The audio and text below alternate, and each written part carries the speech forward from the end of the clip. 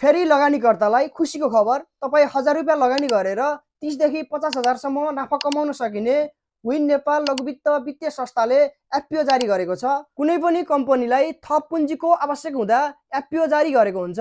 यो संस्थाले पनि बैंकिङ तथा वित्तीय संस्था ऐन 2073 को दफा 9 अनुसार उक्त कम्पनीमा जनरल पब्लिकको 30% स्वामित्व कायम राख्नको लागि एफपीओ निष्कासन गरेको हो। यो कम्पनी अहिले सेकेन्डरी मार्केटमा 3000 भन्दा बढीमा कारोबार भइरहेको छ।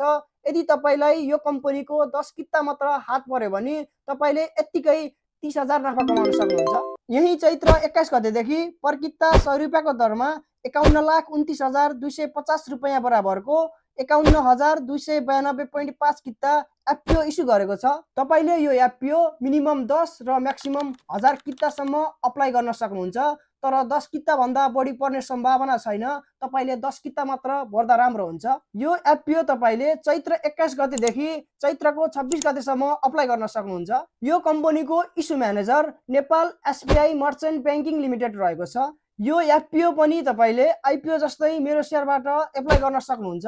तर तपाईलाई आईपीओ वा एफपीओ को बारेमा केही पनि थाहा छैन भने मेरो पुरानो भिडियो हेर्न सक्नुहुन्छ। मैले भिडियो बनाएर अपलोड गरिसकेको छु र यस्तै भिडियोको लागि मलाई फलो गरिराख्नुस् है त।